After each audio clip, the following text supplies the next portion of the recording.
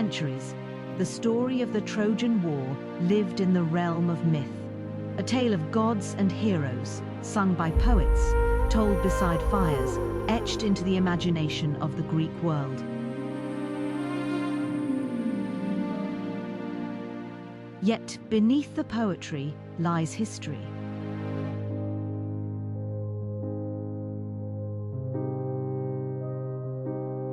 Overlooking the Dardanelles in northwestern Turkey lies the site known as Hisarlik.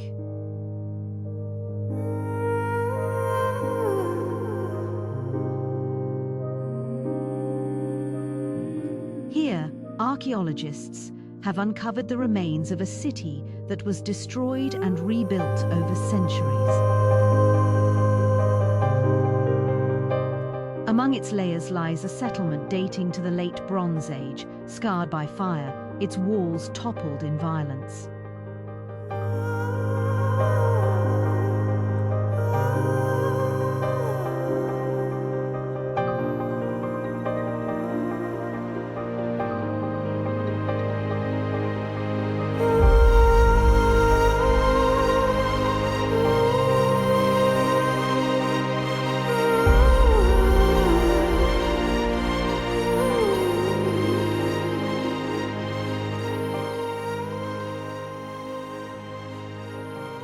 It is here, in the aftermath of war, that the journey of Odysseus begins. His kingdom was Ithaca and other islands in the Ionian Sea, including Kephallonia and Zakynthos.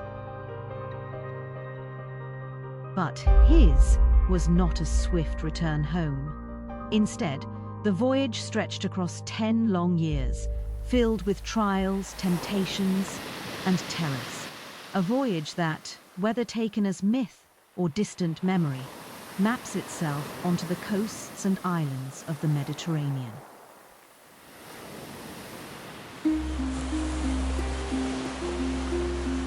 For centuries, scholars have attempted to identify the places where Odysseus and his men landed.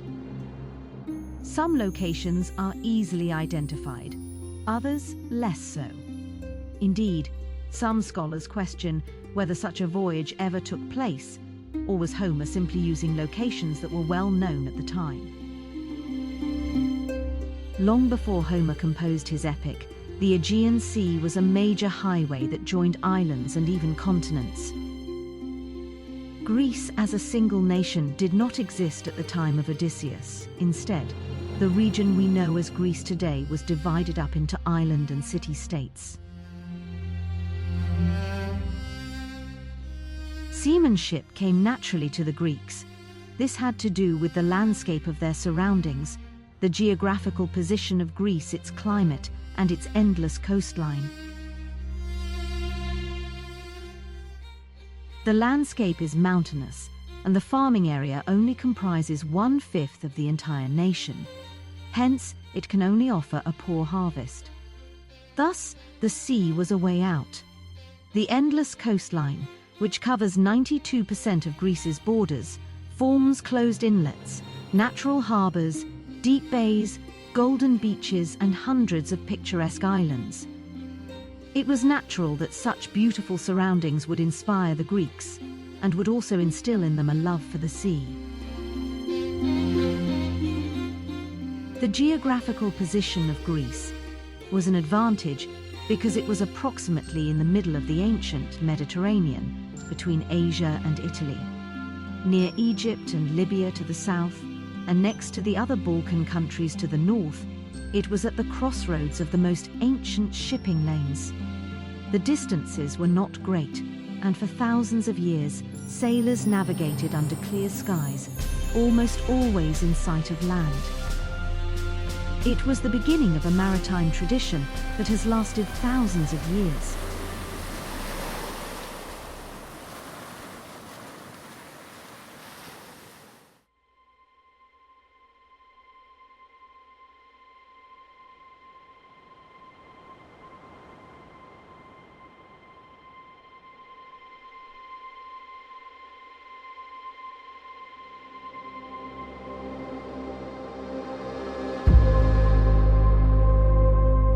Homer tells tells us that the Greeks sent a fleet of over 1,000 ships to attack Troy, which illustrates the might of Greek sea power at that time.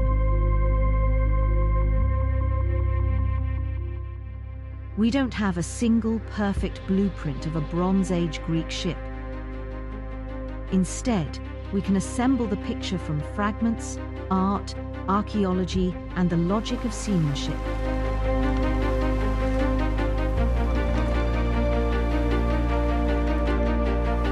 Most Aegean ships were long and narrow, built for a mixed life, oars for control and speed, a sail for longer passages. At sea level, they sat low in the water, with high ends, like horns, lifting above the waves.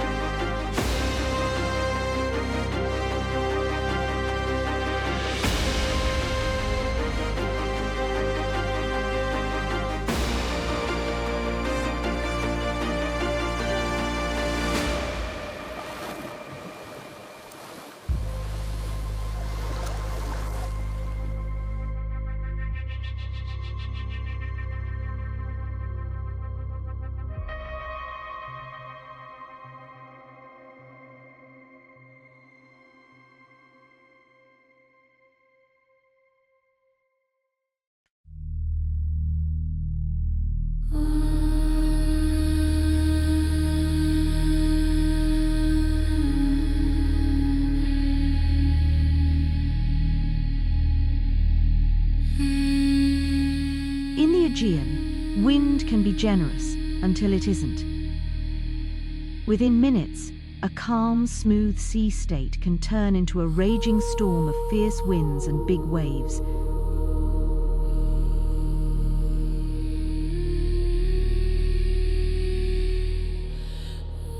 Bronze Age crews relied on both sail and oars. Oars gave precision, entering harbours, dodging reefs and fleeing danger. The sail gave endurance, turning a coastal hop into a true crossing, as well as allowing the oarsman an opportunity to rest. Most likely, they used a square sail on a single mast, simple, robust, and effective with the right winds.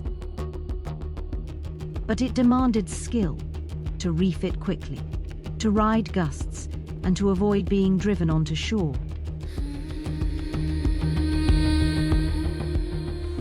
Later, Greeks would call a long 50-oared galley a pentakonta, which translates as 50-oared. The name belongs to a later age, but the idea is older. A long, war-capable boat, powered by muscle, guided by skill, and shaped by the sea itself. The bulk of the crew consisted of oarsmen, who were free men recruited from the general populace and compensated with pay or sometimes land allotments. These men were not simply rowers, they were also the primary infantry force who would fight from the ship or on land, equipped with shields, spears and swords stored under their benches. Responsibility for the actual navigation and steering of the ship was in the hands of a professional helmsman, using a large steering oar.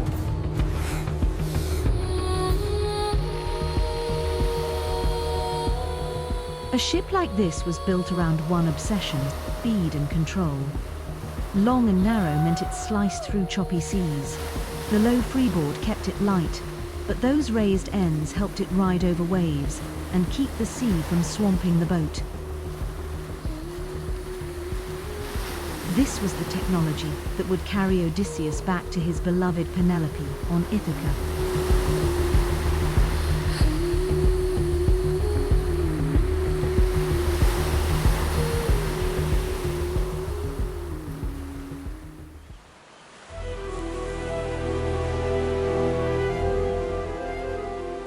Homer's poem drew on centuries of Greek seafaring experience: trade, raiding, seasonal navigation, island hopping, and the dangers of storms and straits. These traditions were woven into the Odyssey's mythic journey. The poem blends wonder and supernatural imagery with very real sailor's lore. This is the story of Odysseus's Odyssey, told not only through Homer's poetry, but through the landscapes of our modern world.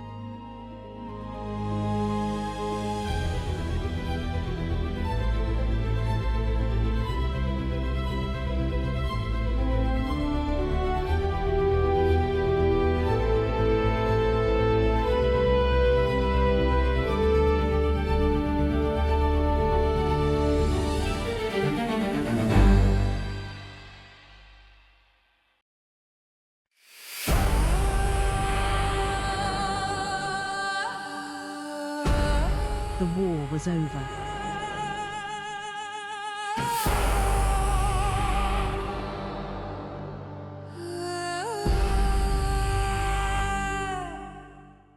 The Greek ships, beached on the sands below Troy's ruined walls, prepared to sail. Among them was the vessel of Odysseus.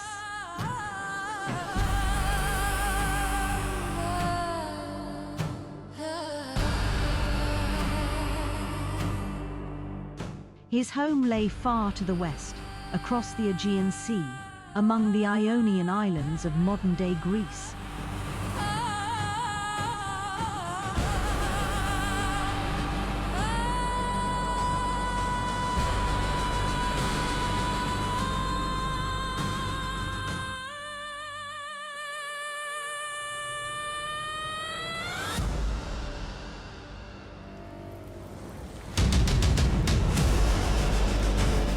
But the gods, angered by the Greeks' cruelty during the destruction of Troy, were going to make sure that his journey home would be anything but safe. Among the fleet of Greek ships were 12 sailing with Odysseus back to Ithaca. Their journey would follow long-established routes that had been known to mariners for thousands of years.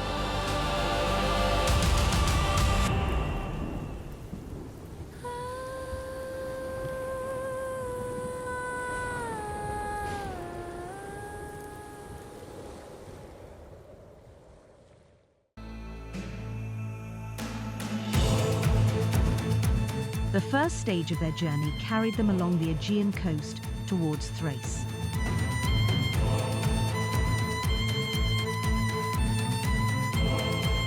We are told that a violent storm scattered the fleet.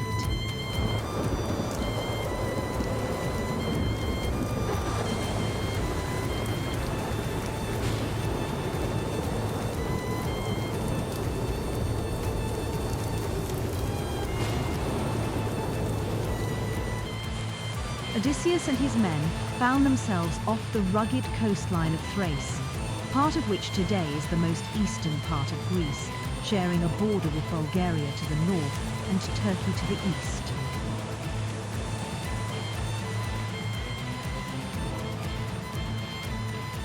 Here, Homer tells us, the Ithacans first set foot upon foreign soil. Scholars point to the site of Ismara, near the modern town of Maroneia in Greece, as the likely place of Odysseus's landing.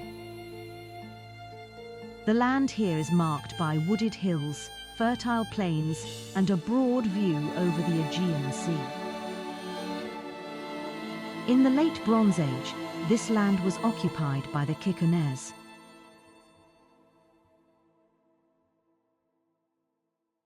Raiding of coastal towns and villages by pirates and traders was commonplace during this era. After years of war followed by weeks at sea, the need for fresh supplies led Odysseus and his men to attack the Cicones. In Homer's account, they plundered its stores, seized livestock, and, true to the brutal customs of the age, took lives and captives. But although Odysseus urged his men to be cautious and show restraint, his words were ignored. As a result, the Ithacans were caught on the beach by Cicoan reinforcements who had been summoned from the hills and mountains that lie behind the coast. In the battle that followed, the Greeks were driven back to their ships. 6 men from each vessel killed, a heavy toll, and only the beginning of greater losses to come.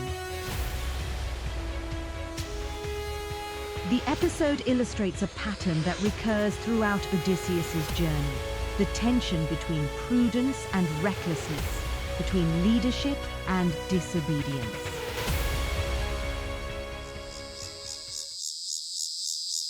In Homer's telling, the Cicones serve as a grim warning.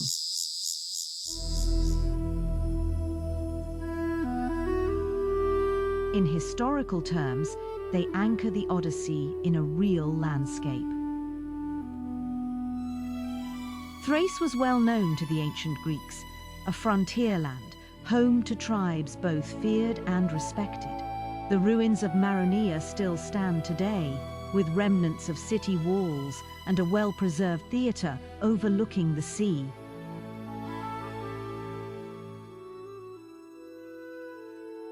To walk here is to imagine Odysseus's ships offshore, the cries of battle echoing across the hills.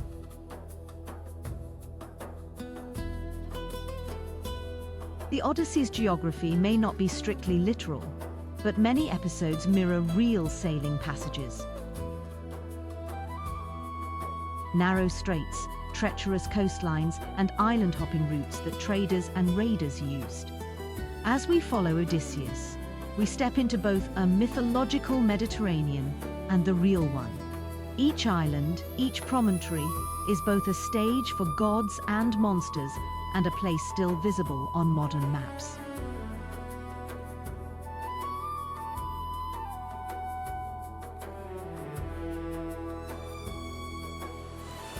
Driven from the shores of Thrace, Odysseus's ships turn south, skirting the length of the Aegean and slipping past the familiar coasts of Greece.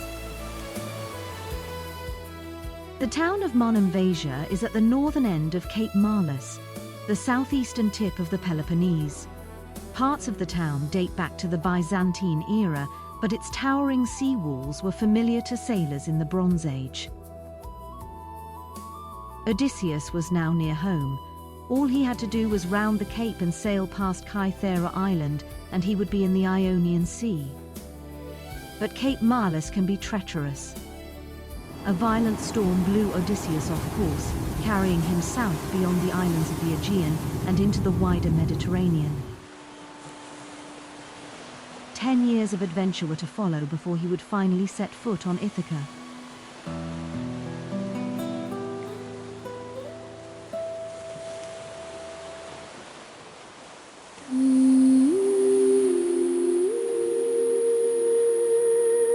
Days of uncertain sailing brought him to a distant shore.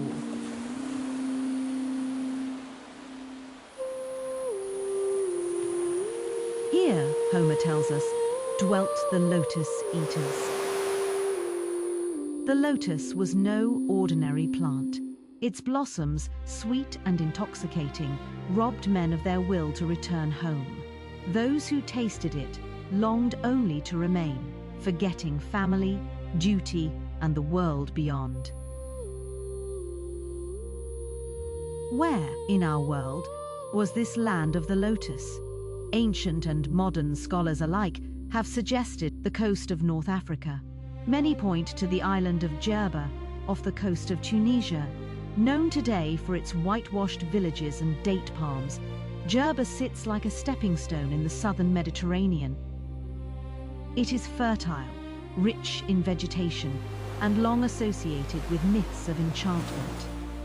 Standing on its shores, one can almost imagine Odysseus's weary crew, finding respite under its trees, and although the lotus is not known for its narcotic qualities, its cousin, the blue lotus, is.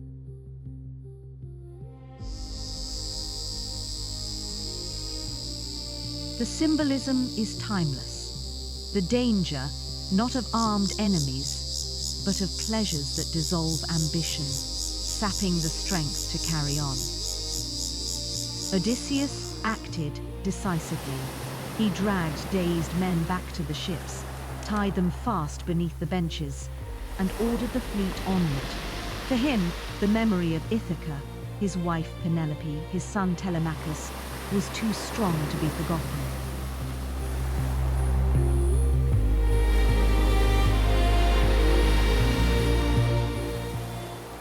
From the soft coasts of North Africa, the ships pressed on.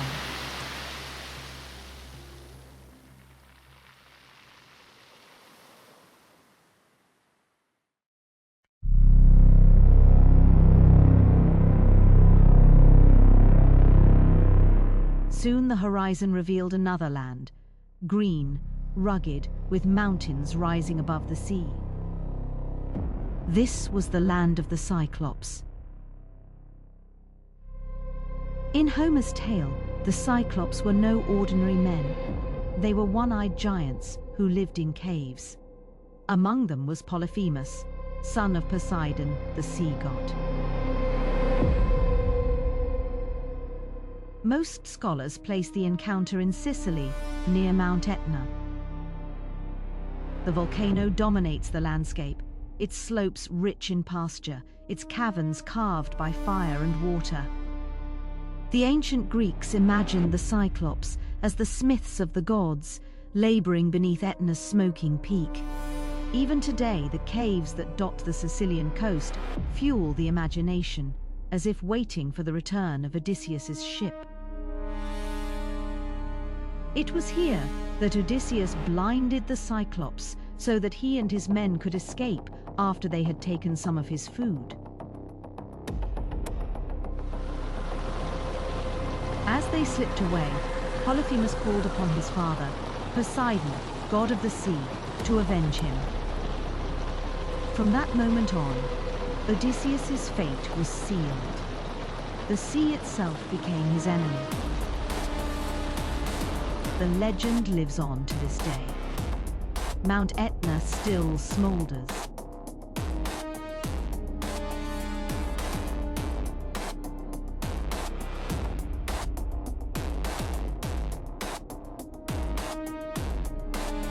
Along the coast, near Catania, stand great black boulders, jagged and towering above the waves.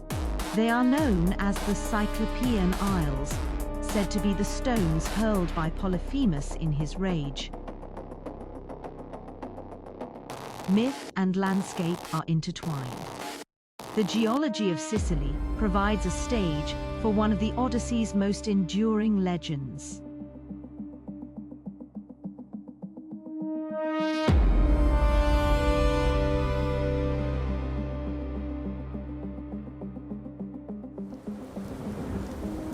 When Odysseus and his men escape from the clutches of the Cyclops, their ships are battered by storms, stirred up by Poseidon.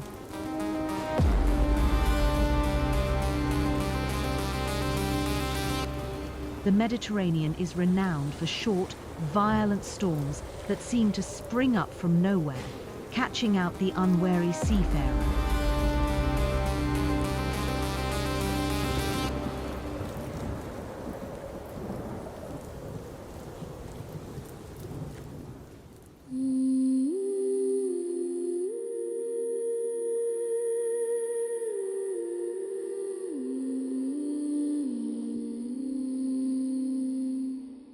Odysseus's battered fleet found refuge among the Aeolian Islands off the northern coast of Sicily.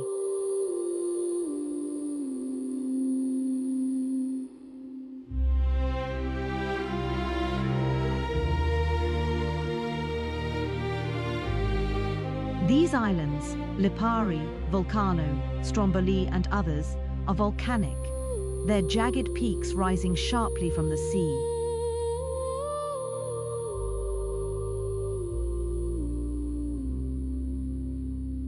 The Greeks believed that they were the domain of Aeolus, keeper of the winds.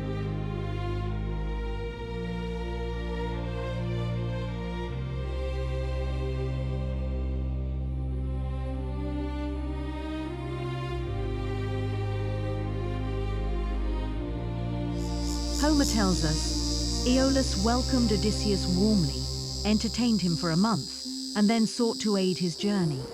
He presented the hero with a gift, a great leather sack, bound with silver cord, containing all the winds of the world, save one. The west wind was left free to carry Odysseus home. For 9 days, the ships sped eastwards across the sea. Ithaca itself came into view, its familiar shores so near the men could see smoke rising from their hearths. But curiosity and suspicion proved their undoing. While Odysseus slept, his crew opened the sack, imagining it filled with treasure. The winds burst forth in a fury, driving the fleet back across the sea, all the way to the Aeolian Islands. This time, Aeolus would not help them. "The gods are against you," he declared, and cast Odysseus away.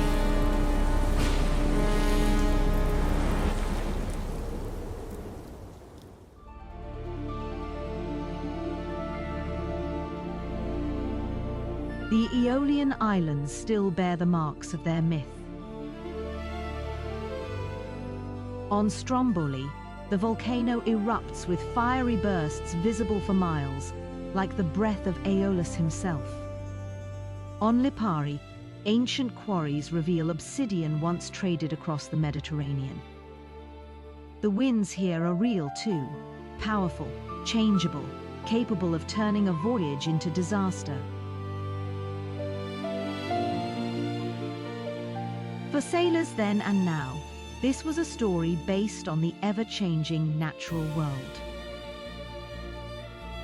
Odysseus's journey has been grounded in the known world of the time.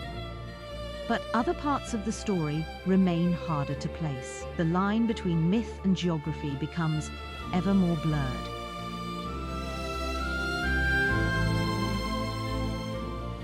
From the Aeolian Islands, Odysseus and his fleet were once again at the mercy of the sea. The winds drove them toward a distant and unfamiliar harbour, a place unlike any they had seen before.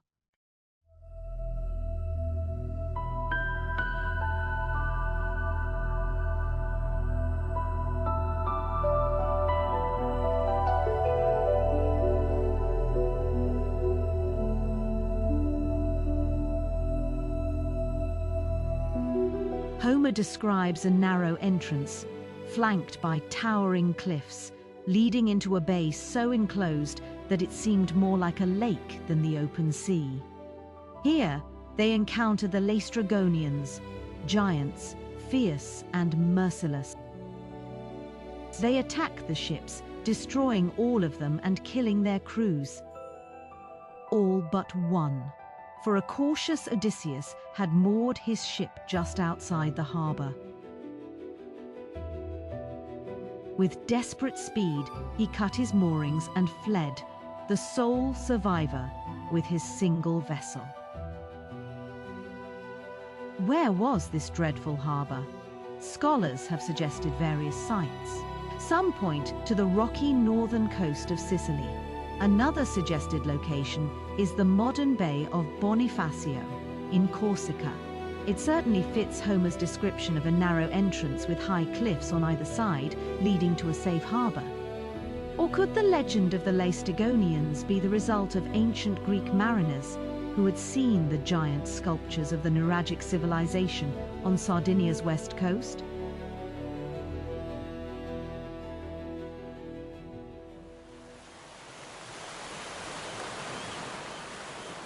Following their narrow escape, Odysseus and his surviving companions sailed onward until they reached an island that was both beautiful and perilous.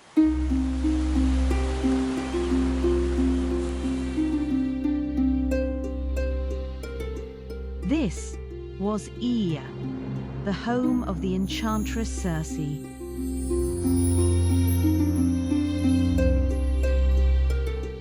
Where, in our geography, do we find Circe's Aeolus? One possibility is the island of Ponza, off the western coast of Italy. There the Monte Serchio is to be found, a promontory that juts into the Tyrrhenian Sea between Rome and Naples. The headland rises dramatically from the surrounding plain.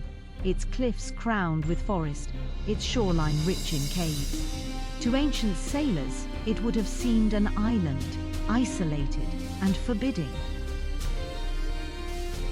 Even today, it bears the name Circe, preserving the memory of the enchantress.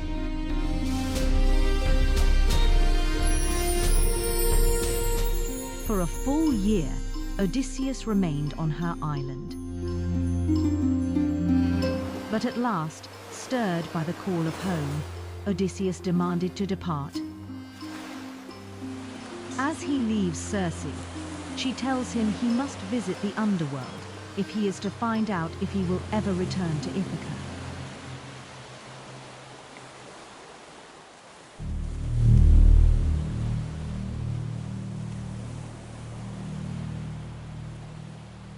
His destination is the land of the Cimmerians, a place shrouded in mist, where the living might speak with the dead. The Greeks imagined the entrance to the underworld as lying at the farthest western reaches of the earth, where the sun sinks into ocean. Yet Homer's description is more specific. Odysseus sails northward, across the sea, until he reaches a dark shore where the river Acheron meets the Styx. Where might this underworld be placed in our geography? Two sites in particular have long been linked to Homer's tale. One is Cape Taneron, at the southern tip of the Peloponnese in Greece. Here, a cave near the sea was revered in antiquity as an entrance to Hades. Travelers and worshippers alike came to make offerings, believing the boundary between worlds was thin.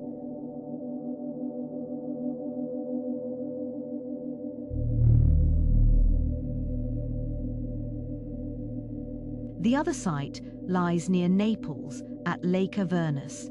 This lake sits in a volcanic crater ringed by dark forest. Avernus means without birds, and in ancient Greece, it was believed that rising noxious, sulfuric fumes meant that birds could not fly over it. This was taken as a sign that this was a place unfit for living things, and so connected to the underworld. To stand at its shore today, with the sulphurous scent of nearby vents, is to sense why the ancients saw it as a gateway to death.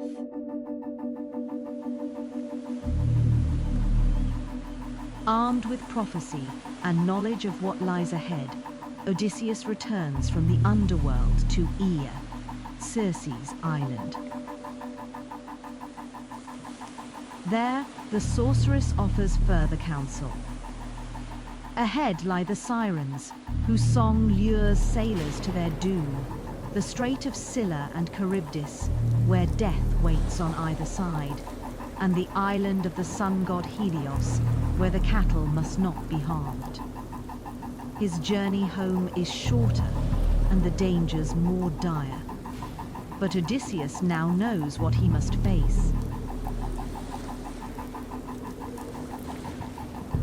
Circe had warned him of the sirens, whose sweet songs were said to lure sailors to their deaths on jagged rocks.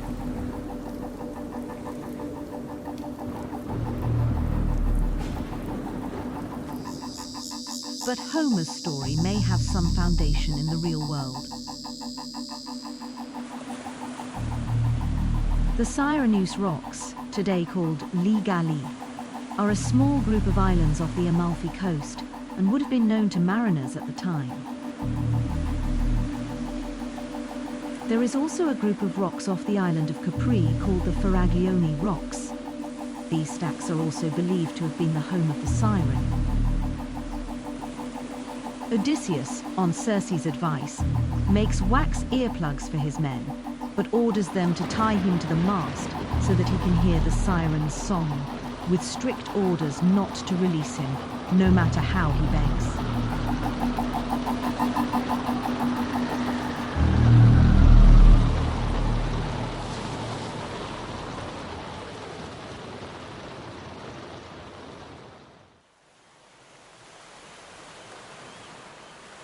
Could the magical sounds be the unfamiliar noises of landfall after a long, arduous voyage at sea?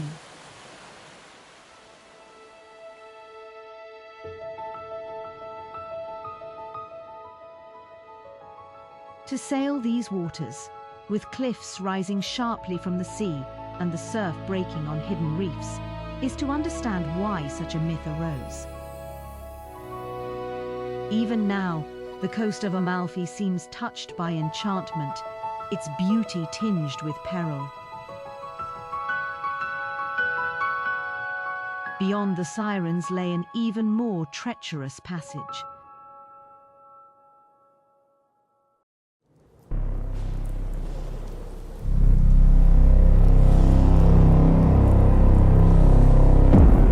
On one side lurked Scylla, a monster with 6 heads, each snatching sailors from the decks. On the other was Charybdis, a monstrous whirlpool that seemed to swallow the sea itself before spewing it forth again. No ship could hope to pass unscathed. Odysseus faced a terrible choice. To steer closer to Scylla meant the loss of some of his men, plucked screaming from the decks. To steer nearer Charybdis meant risking his entire vessel, swallowed whole. Guided by Circe's warning, he chose the lesser evil. He steered toward Scylla.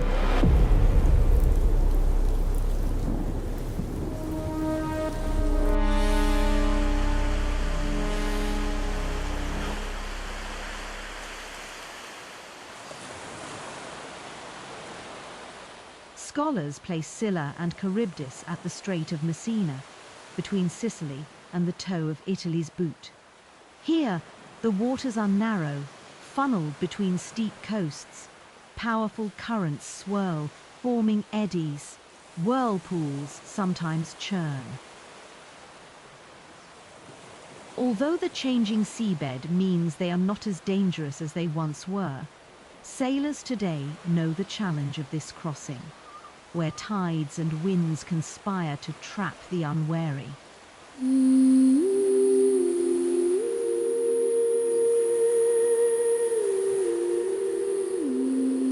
To the ancient Greeks, such natural hazards became living monsters, embodiments of the sea's merciless power.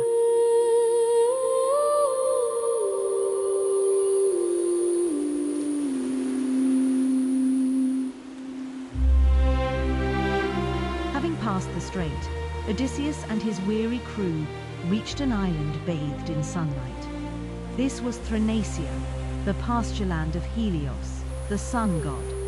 Here, sacred cattle grazed, immortal creatures, watched over by the daughters of Helios. Circe had warned them, as had Tiresias in the underworld, to harm these cattle was to court disaster. Odysseus swore his men to restraint. But storms trapped them on the island for a month. Supplies dwindled, and hunger gnawed at their strength. While Odysseus prayed in solitude, his men, driven by desperation, slaughtered the sacred herd. They roasted the flesh, defying the will of the gods. When Odysseus returned, it was too late. The scent of cooking meat filled the air, and the wrath of Helios was kindled. The sun god appealed to Zeus, demanding punishment, and punishment came swiftly. When the crew once more put to sea, a storm descended.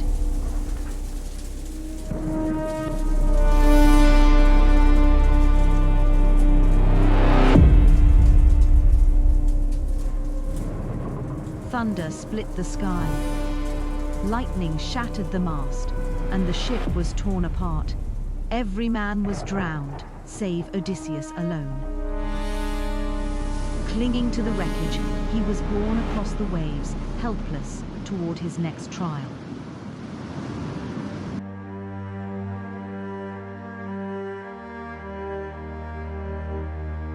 Where might Thrace be found? Many traditions place it in Sicily, whose fertile plains and sunny pastures suit the image of Helios's cattle. Others suggest Malta, or one of the smaller islands of the central Mediterranean. The story carries a clear moral. Disobedience to divine warning brings ruin, and hunger, whether for food, for wealth, or for power, can drive men to their doom. Themes of the sirens, Scylla and Helios. Together, these episodes mark the climax of Odysseus's trials. The sirens embody temptation, knowledge without wisdom, desire without restraint. Scylla and Charybdis embody inevitability, the reality that some choices in life have no good outcome, only the lesser of evils. The cattle of Helios embody disobedience, the fatal flaw of Odysseus' crew, whose recklessness leads to their destruction. Odysseus himself survives, but at a terrible cost, the loss of all his companions. From this point onward, he sails alone.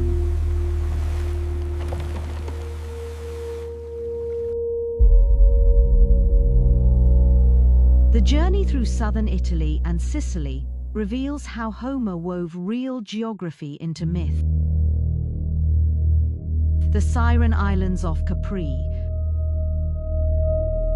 the whirlpools of Messina, the pastures of Sicily, each corresponds to features sailors would have known. Yet Homer transformed them into something more. He took the natural dangers and wonders of the sea and gave them faces, voices, and divine meaning. For the ancient Greeks, the Mediterranean was not merely water and land, it was alive, shaped by gods and monsters. To sail it was to enter a world where every current, every storm, was the will of a higher power. In this sense, the Odyssey is not only a tale of adventure, but a reflection of how the Greeks understood their world. Shipwrecked and alone, Odysseus was carried by the waves to the shore of Aegean. There, exhausted, he collapsed beneath the trees and was discovered by the nymph Calypso. Calypso was a goddess of great beauty who dwelled in solitude on her island. She welcomed Odysseus, tended his wounds, and offered him shelter. More than that, she offered him love. For 7 years, Odysseus remained with her. Calypso promised him immortality if he would stay, never again to endure hardship, never again to suffer loss. But for all her beauty and all the comfort of her island, Odysseus longed only for home. His heart yearned for Penelope at home on Ithaca. In the end, the gods themselves intervened. Calypso was ordered to let Odysseus go. With bitterness, yet with grace, she obeyed. She gave Odysseus tools to build a raft and provisions for the voyage. And so, once more, he set out to sea. Where was Calypso's island? Ancient commentators placed Ogygia far to the west, at the very edge of the known world. Many today associate it with the Maltese island of Gozo. There, a cave known as Calypso's Cave overlooks the Mediterranean, linked by tradition to Homer's tale.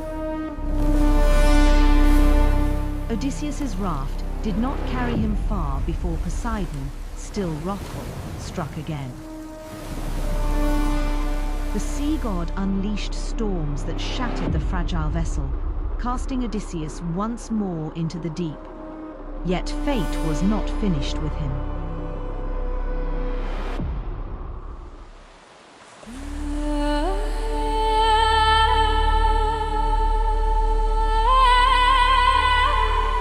Clinging to broken timbers, he was carried across the waves until he reached the shore of Scheria, the land of the Phaeacians.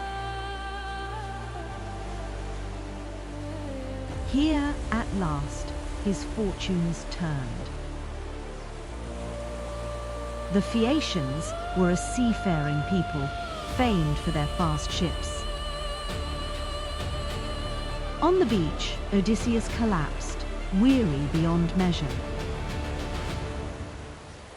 There, he was discovered by the daughter of the local king. Her name was Nausicaa. Despite his terrible state, she led him back to her father's palace. Fed, clothed and honored, he told the tale of his journey. His Odyssey was a tale of wonder, terror, and loss. Moved by what he heard, the king ordered that Odysseus be taken home in one of his ships. The Phaeacian ship bore him swiftly across the Ionian Sea, faster than any known craft could sail. In this final gift of hospitality, Odysseus found deliverance. The land of the Phaeacians has been most often identified with Corfu, or Kerkyra, off the northwest coast of Greece.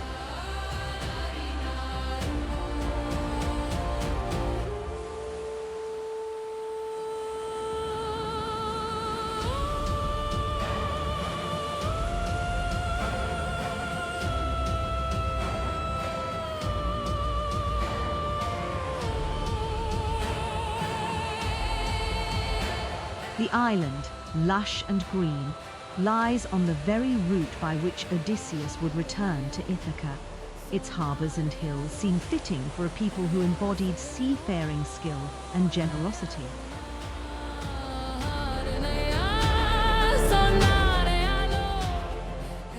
Even today, Corfu embraces its link to the Odyssey, claiming the legacy of that final fateful stop before home.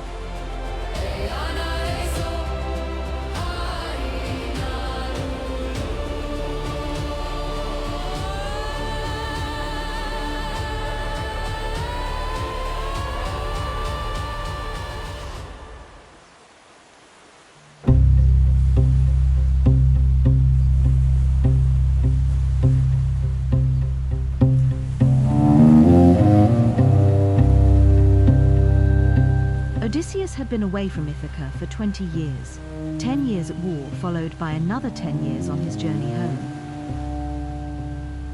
The Phaeacian ship carrying Odysseus arrived off Ithaca in the dead of night. As Odysseus slept, he was carried ashore and left on a sandy beach. Legend has it that this was Dexa Beach. But as the story goes, he was in danger. As he had been away for so long, others conspired to seize his kingdom and his wife. To help him, the goddess Athena disguises Odysseus as a beggar. Dozens of men feasted on his wealth, pressed his wife Penelope to remarry, and plotted against his son Telemachus. To reveal himself too soon would be to invite death. But his faithful old dog Argos recognized him before dying. Disguised as a beggar, Odysseus entered his palace. Penelope was under great pressure. She decided that whoever could string and accurately fire Odysseus's bow would win her hand. One by one, the rivals failed. Then the beggar took up the bow. With ease, he strung it and let fly the arrow.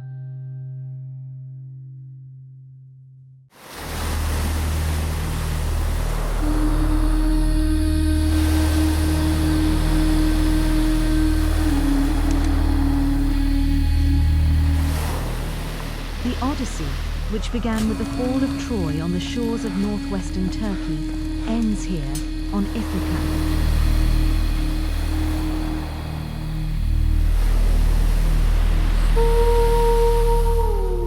It is a quiet island only accessible by sea. Its hills rise above clear waters, Its small harbors provide shelter from the wind. To walk its paths is to step into myth, to imagine Odysseus at last embracing Penelope. The long ordeal ended.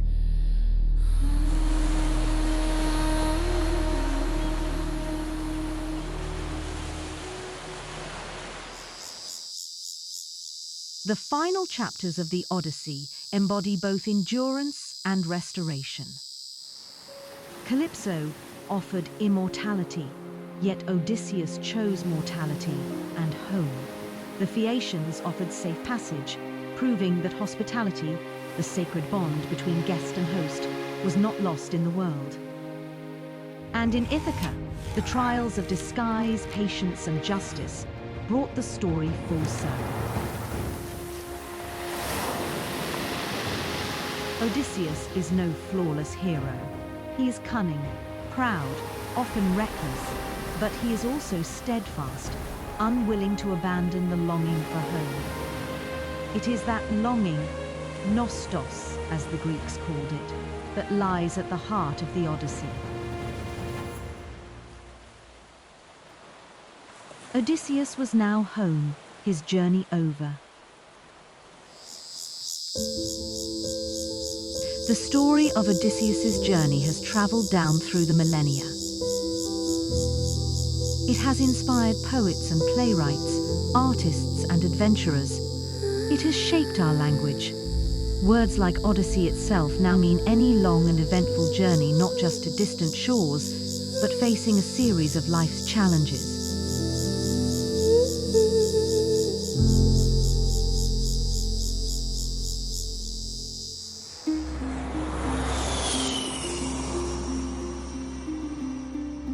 Today, millions of people crisscross the Mediterranean in journeys that are measured in hours rather than years.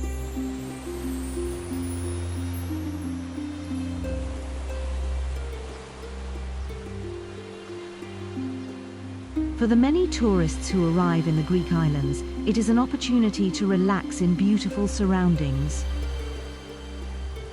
It is easy to understand why Odysseus yearned so much to return home.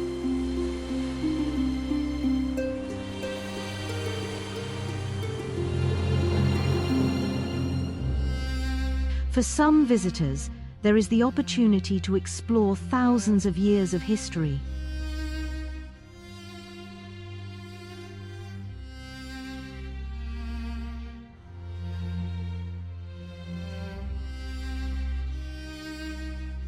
Advances in archaeology have revealed locations directly attributable to the time of Odysseus and even to the man himself. But how much is there to see? The location and even the very existence of the city that inspired Homer's greatest works have been the source of disputes throughout the ages. But Hisarlik, overlooking the mouth of the Dardanelles in northwest Turkey, is now widely recognized as the site of the ancient city of Troy.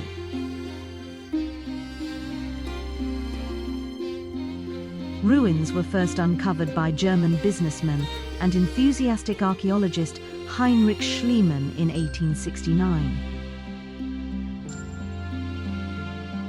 In more recent times, further excavations have revealed that the site was a very important city, perhaps because its location guarding the Dardanelles meant it was effectively the gateway to the Black Sea and thus an important trade route.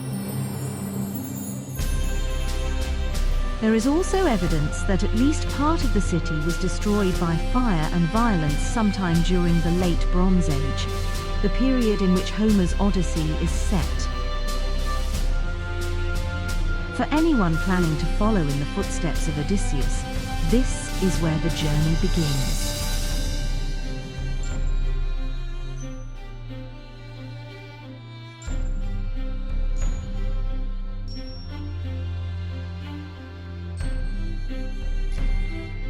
Traveling north across the Aegean Sea lies the ancient kingdom of Thrace.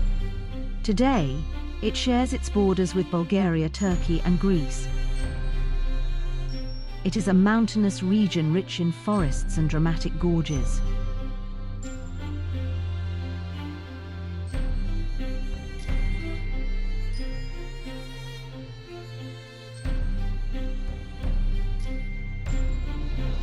It is also a region rich in archaeological sites. Coastal paths cross the rocky cliffs and beaches on the southern shores. In Homer's poem, it is called Ismaros, home of the Cicones attacked by Odysseus and his men. The nearest major settlement is Maronea, famed for its strong wines which Odysseus uses to send the Cyclops to sleep so that he and his men can escape. Today there are the remains of a theatre and stone ruins that link the town to its ancient past. Who knows what else lies just below the surface waiting to be discovered?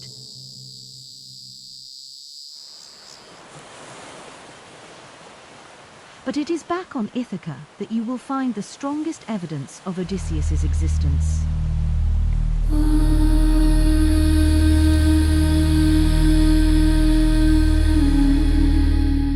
Across Ithaca, local tradition has pinned Homeric names to springs, ridges and ruins, abandoned hill villages that look down over the same bays, perhaps where Odysseus may have scanned the sea. Some of these identifications are scholarly, others are frankly romantic. But together, they form a kind of mythic overlay on a very real island, where every path can become a line of the Odyssey. In the park in Stavros, the main town of northern Ithaca, there is a statue to Odysseus.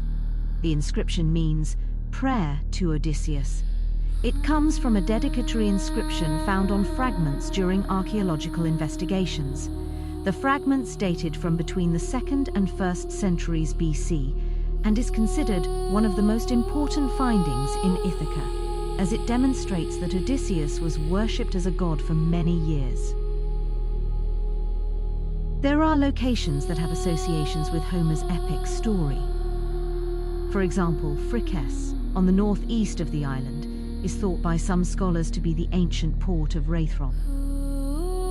Meanwhile, Rhesus Cave on the south of the island is traditionally believed to be where Eumaeus kept his animals, Eumaeus being the first person Odysseus meets on his return to Ithaca. And then there is Mount Neritos, Ithaca's tallest mountain and the distinctive landmark that the goddess Athena uses to convince Odysseus that he is back on Ithaca. What we do have is a cluster of archaeological sites and cult places that show how strongly later Greeks believed that a king called Odysseus once ruled these hills. Above the northern village of Exogi lies Agios Athanasios, long known as the School of Homer. In the 1990s, archaeologists uncovered a substantial complex here. Terraces, walls, floors, and Mycenaean period constructions on a commanding ridge. Some researchers now argue this was a Mycenaean citadel that fits Homer's description of Odysseus' palace, a fortified residence with nearby spring and views over the northern bays. Recent excavations have added a new twist. At this same site, scholars have identified a Hellenistic sanctuary, the Odyssean, a hero shrine dedicated to Odysseus himself, complete with ritual structures, inscriptions, and offerings. One fragment of a roof tile even seems to preserve part of his name. In other words, centuries after the poems were composed, people came up here to worship Odysseus as a hero. So whether or not this was his actual house, the ruins you see are real, and they belonged to people who believed they were living in his shadow. Further north, on Pilikata Hill, archaeologists from the British School at Athens dug into another major settlement. The hill shows continuous occupation from early prehistory down into the Mycenaean age, the era usually associated with the Trojan War. Coins and cults don't prove a man existed. But they do show something else. Ithacans claimed him. They minted his image, guarded his supposed palace, and turned their landscape into a living commentary on Homer.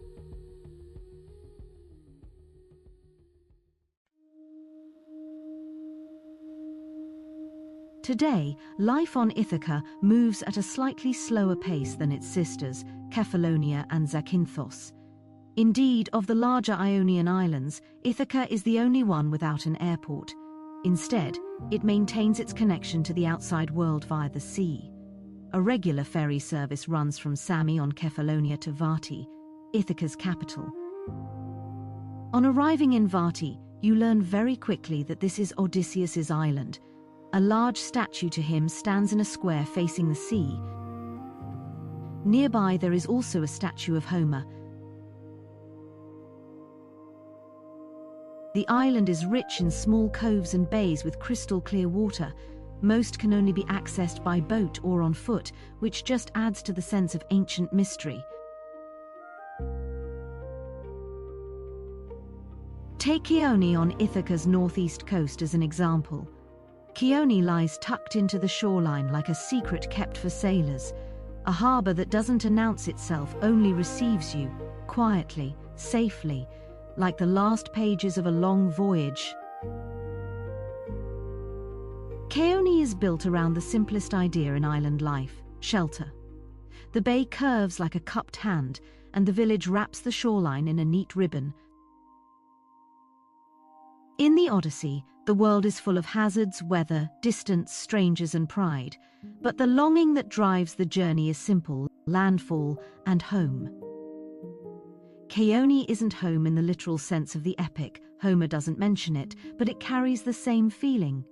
From above, Chione looks like an anchorage shaped like a cradle, and you can imagine the ancient logic of it, why a sailor would choose this curve of coast, why a crew would fall silent as the wind dies and the sea smooths out. For sailors, it's a perfect pause, a place to anchor, refuel, and let the island's pace reset your own. Although Homer refers to Ithaca as Odysseus's kingdom, many scholars believe that it included the surrounding islands of Kefalonia and Zakynthos. Indeed, there are theories that the kingdom may have been centered more on Kefalonia.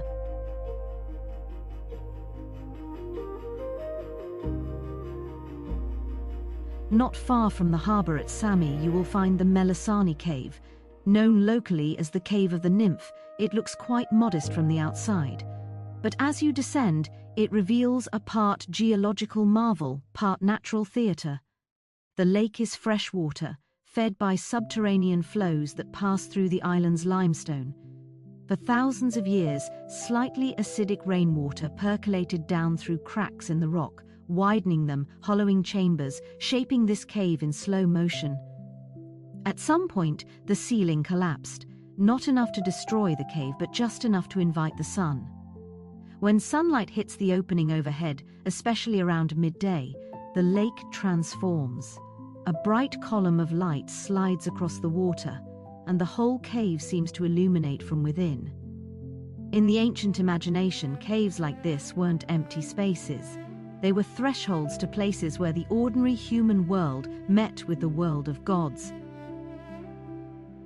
Archaeological finds in and around the site have included objects associated with ancient worship, suggesting the cave may have been regarded as sacred in antiquity. It has been argued that this is where Odysseus may have hidden his treasure on his return to Ithaca.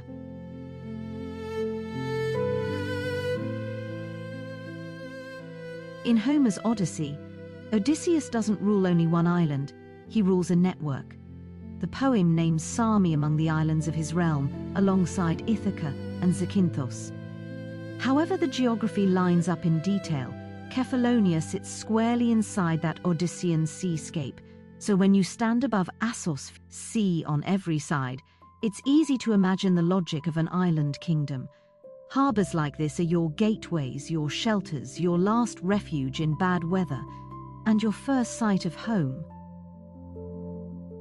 Assos feels like a harbour designed for an epic, a narrow hook of land, a sheltered bowl of water, and steep hills rising fast behind it, perfect for anchoring, hiding, watching. The fortress above the village is Venetian, built in the late 1500s, but it amplifies a much older truth. In the Ionian, whoever controls the high ground controls the sea lanes. and that's pure Odyssey, a world where coastlines are read like maps and every headland might mean safety or danger.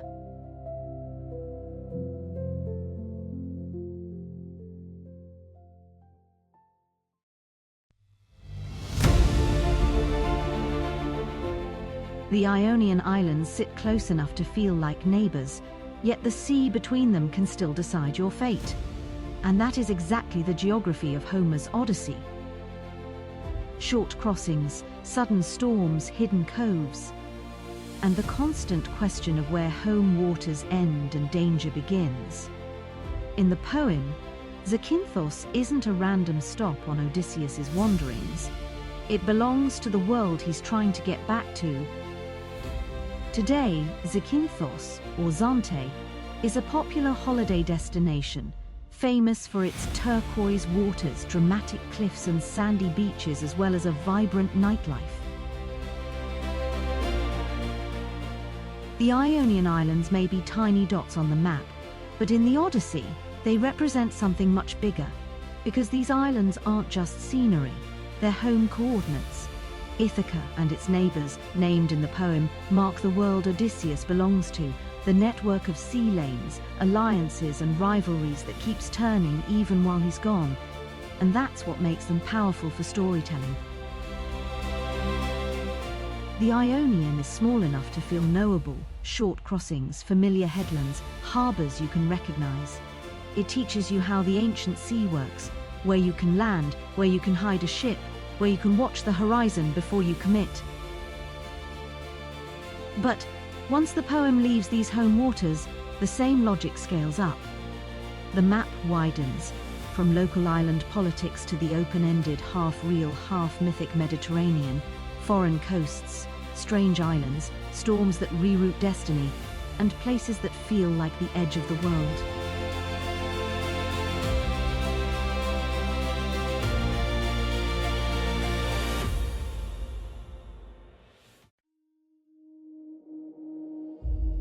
Homer's Odyssey has been adapted for film and television several times over the years.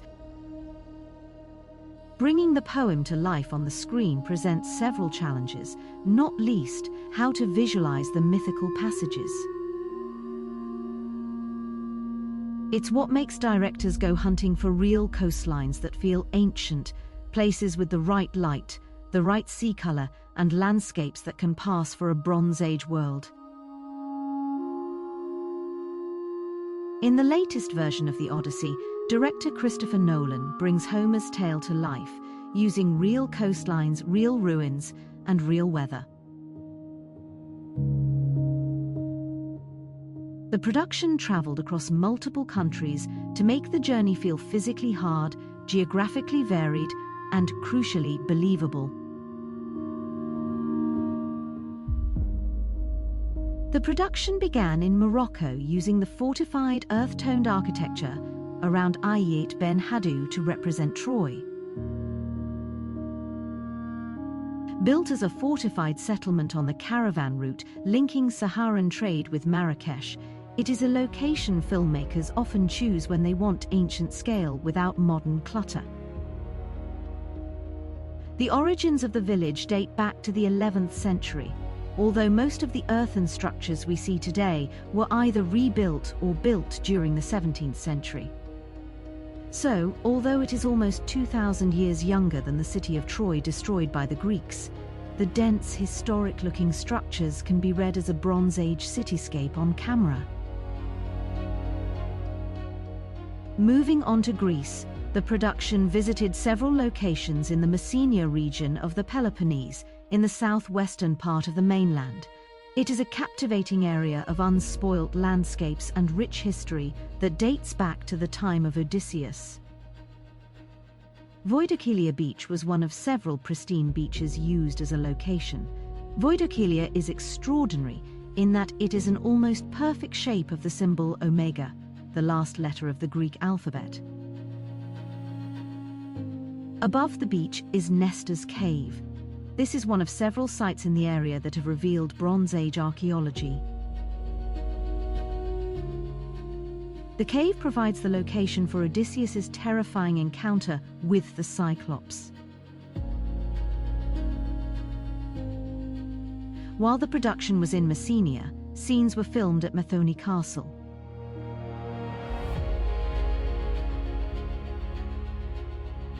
It is a 13th century castle built by the Venetians during their occupancy of the area.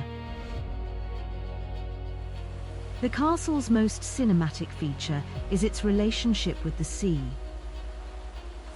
You approach across exposed stone with water on both sides, and then out there sits the little offshore tower like a punctuation mark. It's an image that instantly communicates isolation, vigilance, and the feeling of standing at the end of the known map.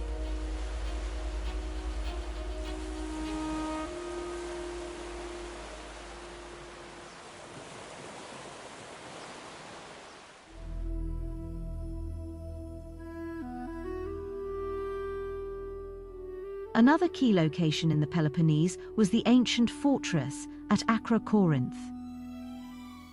From its commanding position overlooking the Peloponnese Peninsula, it is the largest acropolis in mainland Greece.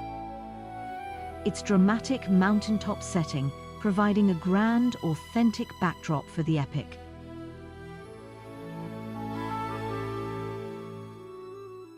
The Aeolian Islands off the coast of Sicily provided the locations for some of the island scenes, including Vulcano, which doubled up as Aeolia, home of the winds. Other locations included the island of Favignana off Sicily's west coast. Cala Rossa is renowned for its clear turquoise water against the strange but beautiful backdrop of standing stones, the legacy of old quarry workings.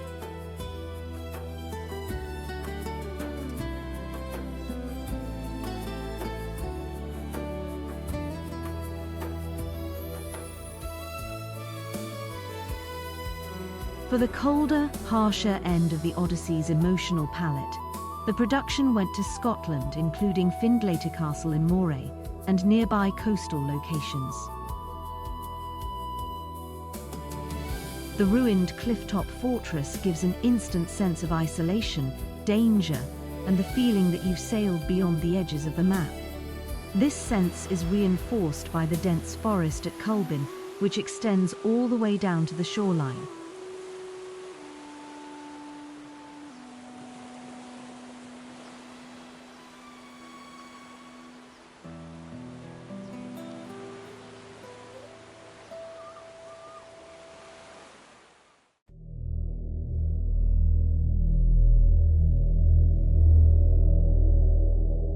Odysseus's voyage to Hades, the underworld, was made believable in Iceland's breathtaking landscape.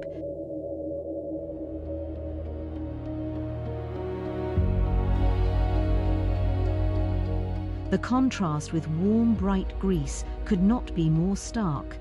The landscape gave the journey a harsher, more elemental edge than the Mediterranean locations could provide. There are the glacial and volcanic landscapes where the world looks drained of warmth and time.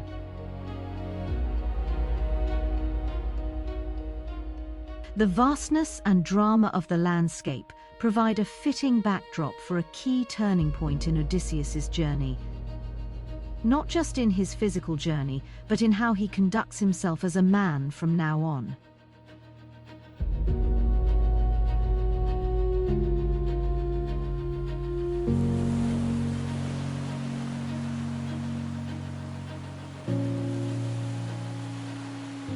To follow Odysseus is to follow both a story and a sea. It is to glimpse how the ancients made sense of their world, and how we, in turn, still search for meaning in myth. The Odyssey is not only a tale of gods and monsters, it is a tale of longing, of resilience, of the human spirit's refusal to surrender. Across 3,000 years, its song endures. And whether we sail the Mediterranean or simply trace its coasts on a map, we are reminded that the journey of Odysseus, like all great journeys, is, in the end, our own.